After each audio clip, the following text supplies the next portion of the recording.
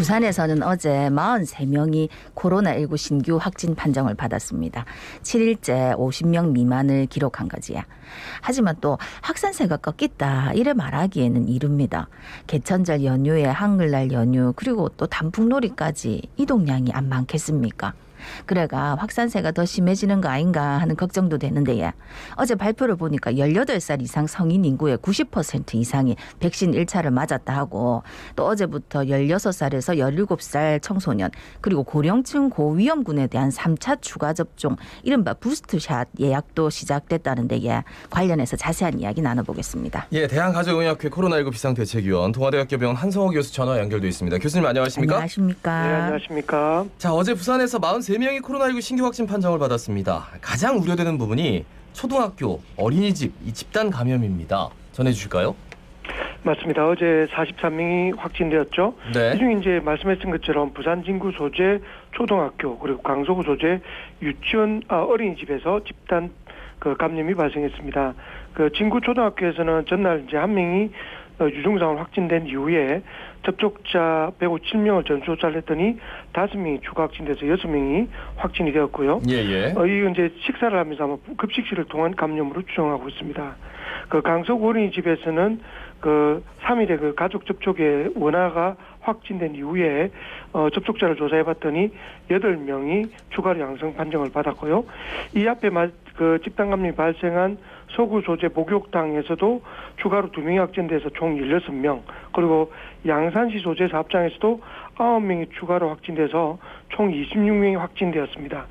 다행스러운 이야기는 지역 내에 있는 대학병원 4곳에서 자세하게는 동아대병원 6병상, 부산백병원 4병상, 해운대백병원 3병상, 그리고 부산대병원의 1병상에 중환자 병상이 더 확보가 되었기 때문에 부산의 중환자 병상은 총 61병상으로 늘었다라는 부분은 혹시나 만약 있을 사태를 대비해서 각 병원에서 조금씩 이런 부분을 조금 희생하고 양보를 해서 이런 걸 확보했던 부분에서는 긍정적이라 생각됩니다. 네.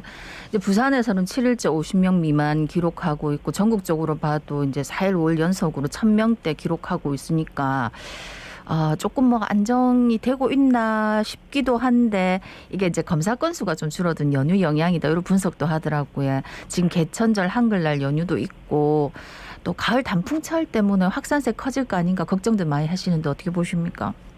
예, 맞습니다. 보통 연휴가 끝난 직후인 우리 평소 같으면 월요일이나 화요일까지는 숫자가 좀 줄어드는 경향이 있고 수요일 이후로 증가하는 경향이 있었는데요. 아니나 다를까 오늘 전국적으로 확진자 수는 2,000명이 넘을 것이라고 예상이 되고 있습니다. 그러니까 우리가 처음에 이 숫자 1,000명 이하를 보고 안정되었다라고 말할 수 없는 부분이 이 부분이거든요.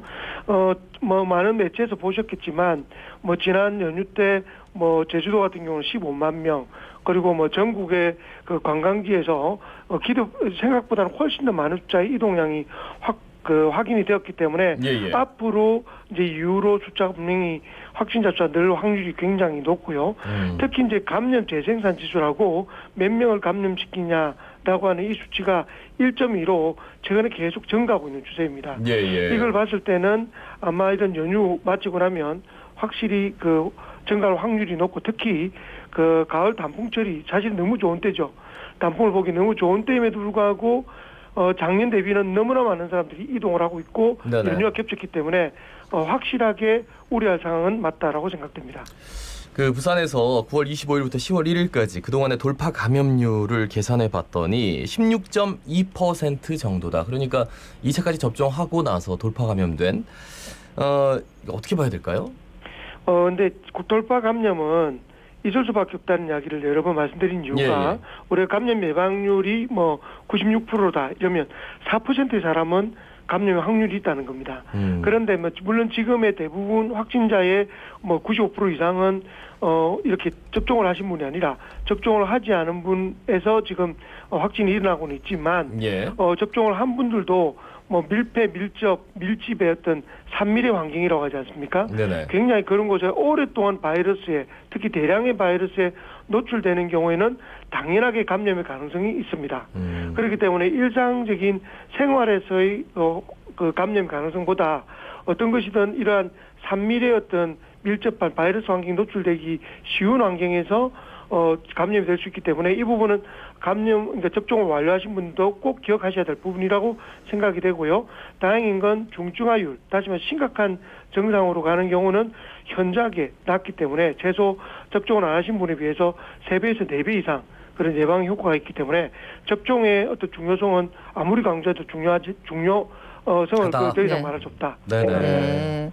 그리고 이제 어제 이제 16살에서 17살 청소년의 코로나19 백신 예약이 시작됐는데 지금 학교 내에서 집단 감염이 발생하고 있기 때문에 이거 백신을 맞춰야 되나 하지만 부모들 입장에서는 또 이거 또 위험하지 않을까 걱정도 많으실 것 같은데 어떻습니까? 이 부분 저도 충분히 이해를 합니다. 왜냐하면 이제 부모님들이 먼저 백신을 맞고 고생한 부모님들이 꽤 많거든요. 많아요. 예. 그러다 보니까 이렇게 어린 아이들한테 이걸 접종을 정말로 해야 되나 말아야 되나라는 고민들이 다 같은 고민들이 있으실 거라고 생각합니다. 네네. 일단 그 소아청소년 그 의학회처럼 전문의학회에서는 일단 꼭 맞아야 되는 꼭 중요하게 권고하는 사항인 그 그룹이 있습니다. 적극 접종 권료자는 당뇨나 비만을 포함한 내분비 질환이 있거나 심혈관 질환, 만성 콩팥 질환, 그리고 만성 호흡기 질환, 신경계 면역 저하자 등은 꼭 접종을 하는 것이 좋은 게 이런 고위험군이 만약에 감염이 된다면 중증으로 될 확률이 2배 이상 높은 걸로 되어 있기 때문에 예. 반드시 이런 군들은 접종을 꼭 해야 되고요.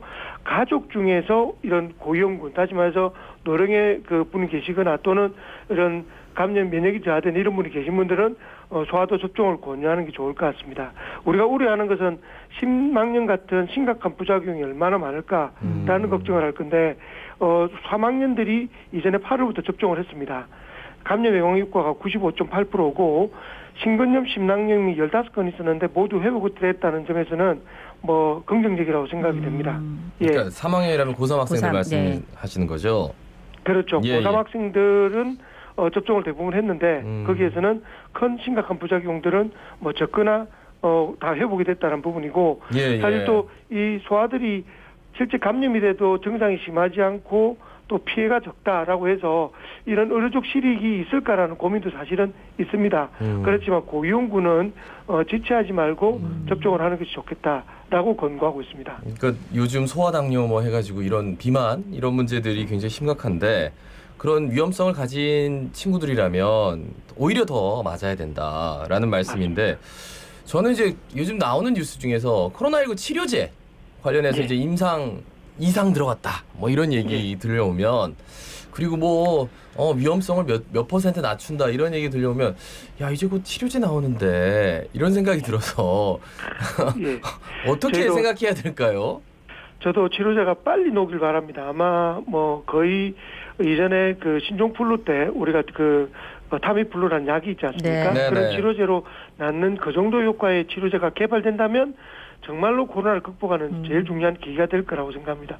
그렇지만 1상, 2상, 3상, 4상의 그 과정을 거치면서 수많은 예비군이죠. 치료제 네. 예비군들이 대부분 다 실패를 하는 경우가 대부분입니다.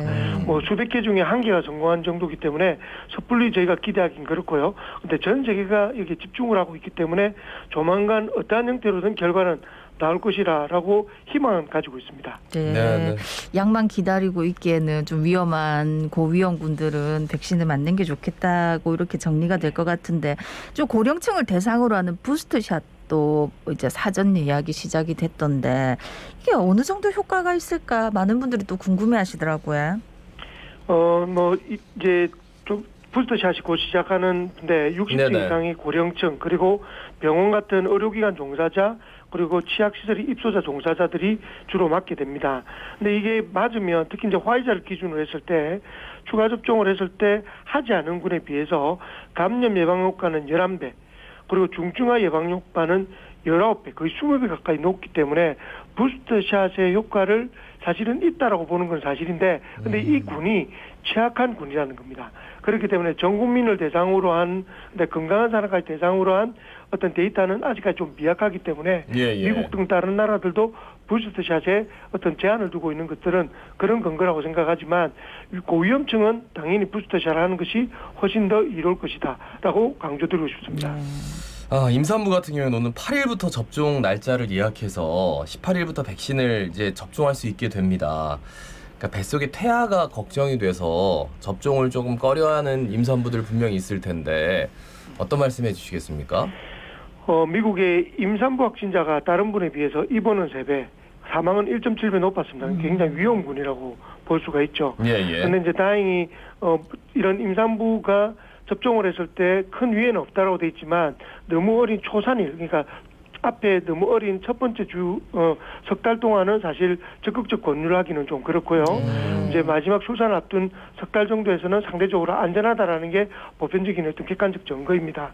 모유수유한 경우에는 이런 약이 모유수를 통해서 아기한테 가는 게 아니라 항체가 전달되기 때문에 권유할 수 있다라고 생각합니다. 예, 네. 말씀 여기까지 듣겠습니다. 고맙습니다. 고맙습니다. 네, 고맙습니다. 예, 지금까지 대한가정의학회 코로나19 비상대책위원 동아대학교 병원 한성호 교수였습니다.